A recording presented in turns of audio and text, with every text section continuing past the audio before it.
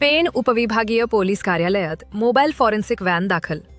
रायगड जिल्ह्यातील प्रत्येक उपविभागीय पोलीस कार्यालयाला अत्याधुनिक मोबाईल फॉरेन्सिक व्हॅन देण्यात येणार असून पेण उपविभागीय पोलीस कार्यालयात पहिली व्हॅन दाखल झाली आहे, अशी माहिती रायगडचे पोलीस अधीक्षक आंचल दलाल यांनी दिली.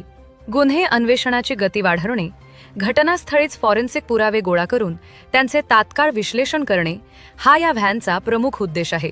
भारतीय नागरिक सुरक्षा संहिता 2023 नुसार 7 वर्ष किंवा त्यापेक्षा जास्त शिक्षा असलेल्या गंभीर गुन्ह्यांच्या तपासात फॉरेन्सिक पुरावे अनिवार्य करण्यात आले आहेत. याच अनुषंगाने रायगड पोलिसांकडून या मोबाईल फॉरेन्सिक व्हॅनचा वापर सुरू करण्यात आला आहे. पेण उपविभागीय पोलीस कार्यालयात दाखल झालेल्या या व्हॅनमध्ये विशेष प्रशिक्षित पथक आणि अत्याधुनिक तपास यंत्रणा उपलब्ध आहे.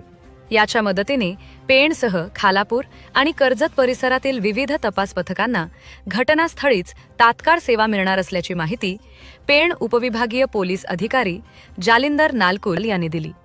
पेण डीवायएसपी ऑफिस येथे दिनांक 2 डिसेंबर 2025 रोजी नवीन कायद्या अंतर्गत भारतीय न्याय सुरक्षा संहिता 2023 हा नवीन कायदा आल्यानंतर 173 प्रमाणे जे 7 वर्षावरील जे गुन्हे दाखल होतात त्या गुन्ह्यामध्ये फॉरेन्सिक व्हॅनची व्हिजिट आवश्यक आहे. त्याकरता पेण उपविभागाकरता तसेच खालापूर व कर्जत या साईडला पण त्या गाडीचा उपयोग होणार आहे. तर आपल्याला 2 तारखेला ही गाडी आपल्या पेण विभागाकरता आपल्याला भू विभागामार्फत आलेली आहे.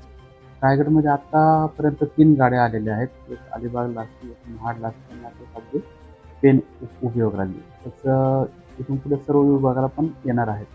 तर याच्यामध्ये केमिकल अनायझर परत लॅब असिस्टंट याच्यामध्ये स्टाफ आहे. तर ते जे घटनास्थळी जाऊन ते घटनास्थळावर जे काही हे असेल रक्ताचे नमुने असतील, रक्त माती असेल, जे काही DNA सॅम्पल वगैरे हे लगेच कलेक्ट करून न्यायवैद्यकीय प्रयोगशाळेला पाठवले जाते.